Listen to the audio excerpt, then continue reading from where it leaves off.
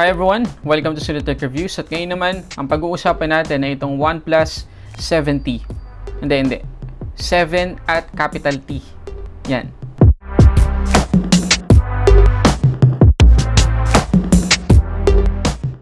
Okay. So ito yung box na guys, sobrang haba na kulay pulang box all over. At kung ikukumpara natin sa isa pang mahabang box, yung Oppo Reno 2 na box, mas malaki pa rin yung box ng OnePlus 7T at mas makapal din.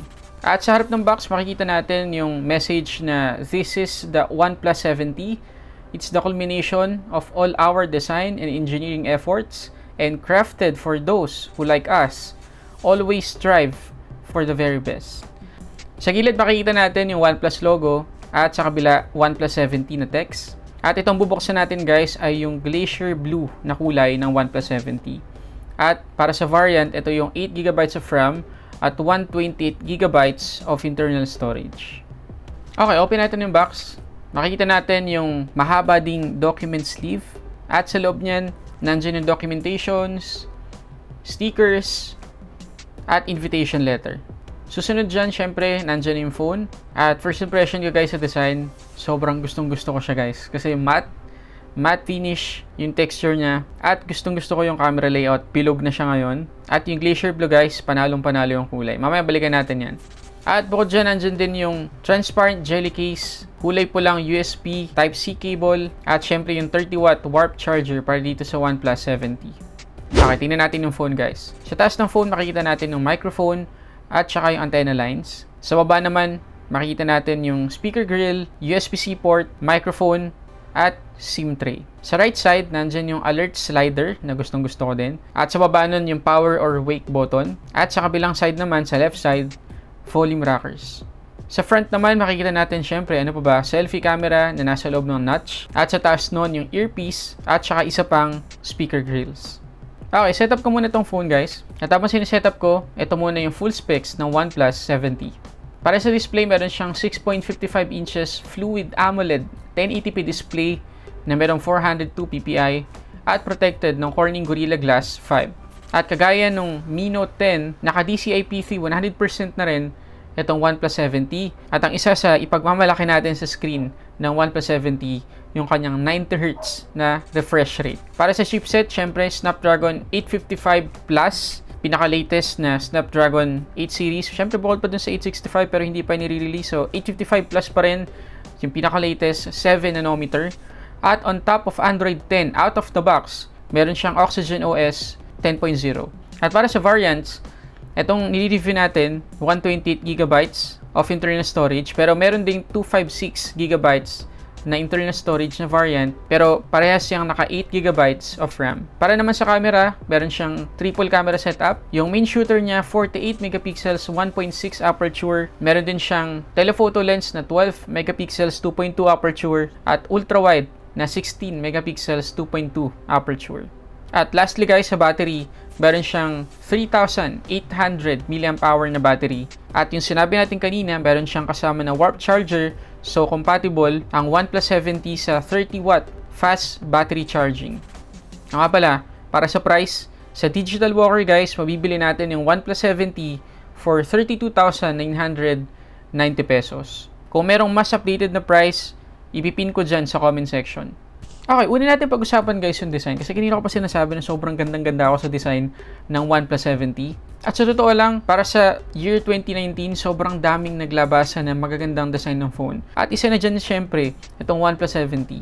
At ang pinakaunang reason ko ba't ko nasabi yun, yung sobrang gandang matte finish niya sa likod. At nandyan din guys yung size ng OnePlus 7T na sobrang saktong-sakto lang sa kamay, kaya hindi ka mahihirapan kahit gamitin mo siya one-handed. Ang isang problem lang sa design ng OnePlus 7T, walang headphone jack. Nakakalungkot yun pero well, wala na tayong magagawa doon. At isa pa sa nagustuhan ko sa design niya ay yung bagong camera layout. So pabilog na siya.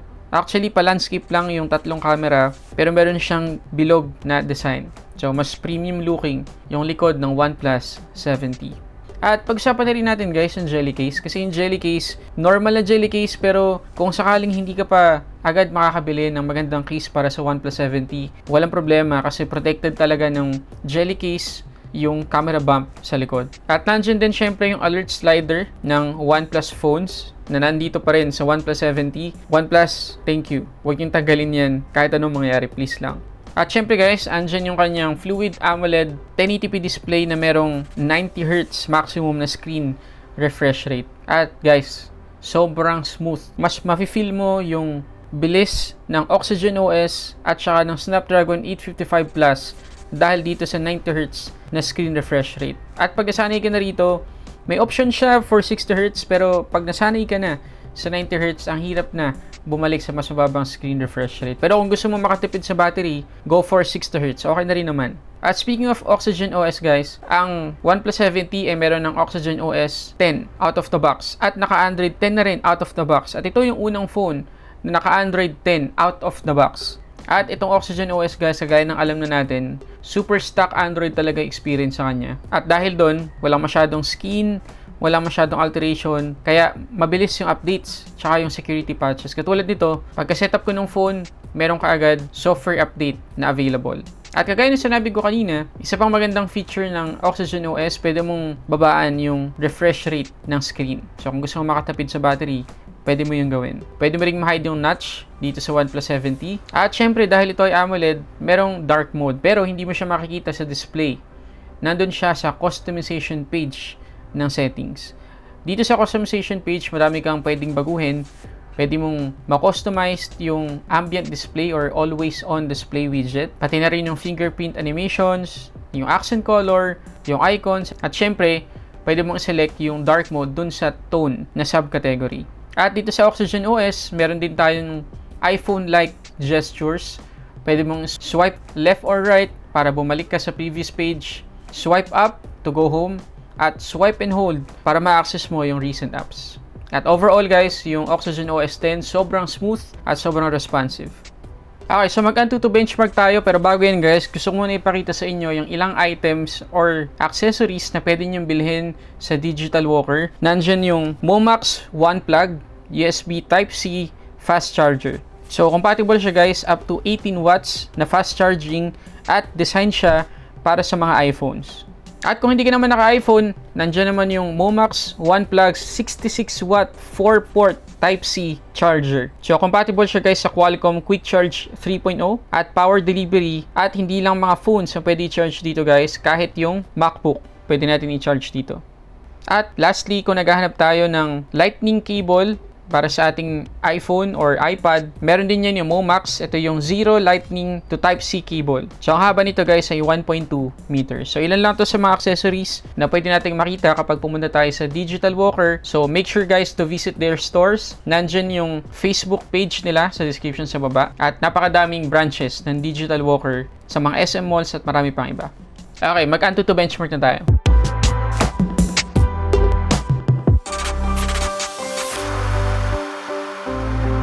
Okay, total score guys, tumataginting guys na 480,937. At makita nyo ba yung text doon sa baba ng score? Defeated 97% of users. Ganon ka-powerful guys, itong OnePlus 7T. Actually, hindi ko na dapat pang ipakita sa inyo sana yung Asphalt gameplay, pero kasama yan sa review natin. So, ito yung performance ng OnePlus 7T sa Asphalt. So, makita nyo guys, hindi na tayo magtataka dito. Flagship level yung performance niya sa Asphalt 9. Nandiyan na motion blur, lahat ng details na generate, sobrang smooth, at walang kahit isang frame drop na nangyari guys. Sisiw na sisiw sa kanya. At doon naman tayo guys sa isa sa mga highlight ng phone na to, yung kanyang triple camera setup, at yung kanyang main shooter pala guys, yung 48 megapixels ay naka Sony IMX586 sensor. So ma-expect natin na sobrang sharp ng images. At ito yung ilan sa mga pictures na nakunan ko gamit yung camera ng OnePlus 7T.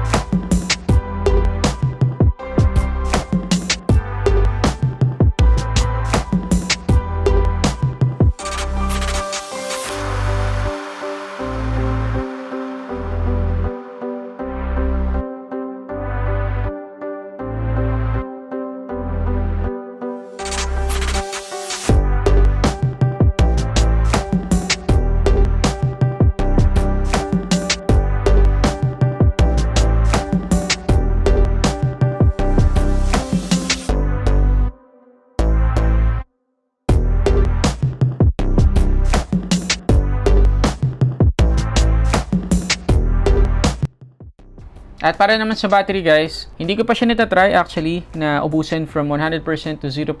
Pero kagaya na sinabi natin kanina, meron siyang 3,800 mAh na battery at compatible sa 30W fast charging. Sa GSM Arena, meron siyang 90 hours of endurance rating. So again, hindi siya umabot ng 100 hours. Hindi katulad nung OnePlus 7, yung younger brother niya. Yun yung nagamit ko na ng matagal guys, yung OnePlus 7. At yung OnePlus 7, merong mas mababang battery capacity, 3,700 lang. Pero sa GSM Arena, meron siyang 102 hours of endurance rating. At sa experience ko, yung OnePlus 7 ay nagagamit ko ng up to 8 hours of screen on time. So more or less mga 6 to 7 hours of screen on time itong OnePlus 7T. Pero tatagal pa yon kung bababaan mo yung screen refresh rate to 60Hz. Okay, so para kanino ba yung OnePlus 7T? Okay, unang-una pala guys, masasabi ko na sobrang sulit ng OnePlus 7T, lalo na para sa price niya. Ulitin ko yung price niya. Mabibili natin siya sa Digital Walker for 32,990 pesos. So, i-close na natin ng 33,000. Syempre guys, hindi yun mura. Medyo mahal yun. Pero to think na naka Snapdragon 855 Plus ka na, plus naka fluid AMOLED screen ka na merong 90Hz screen refresh rate, sobrang sulit nun guys. At not to mention 48 megapixels main shooter at 30W fast charging capable na yung OnePlus 7T. So sulit na sulit siya para sa specs niya. Pero para kanino ba yung OnePlus 7T? Okay, number 1, kung naka OnePlus 7 ka na, 855 lang Snapdragon version nun, masasabi ko na wag ka na mag-upgrade, okay ka na dyan. Huwag ka nang bumili ng OnePlus 7T. Okay na yung OnePlus 7 sa'yo. Kung naka OnePlus 6 ka or OnePlus 6T or mas mababa yung phone mo, mga tipong Snapdragon 700 series, 600 series, or 845 na Snapdragon, yes, pwede ka mag-upgrade. Mararamdaman mo talaga yung difference dito sa OnePlus 7T. So, yun guys. So, masasabi ko na sobrang sulit nitong OnePlus 7T. At ito yung isa sa pinakamurang Snapdragon 855 Plus na phone sa ngayon. So, kung gusto mo matry, go for OnePlus 7T. Okay, yun muna guys. Maraming salamat sa panonood. Kung sakali na meron pa kayong tanong tungkol sa phone na to, please comment down below. At kung meron ka ng OnePlus 7T, kumusta? Ano yung experience mo dito? Please comment down below. At don't forget guys, to like this video at mag-subscribe na rin kayo at i-click nyo yung notification bell kasi sigurado ko magugustuhan nyo yung i-review nating phone next week. So yun muna guys. Maraming salamat sa panonood. Para sa samot-saring unboxing reviews, this is Sulit Tech Reviews.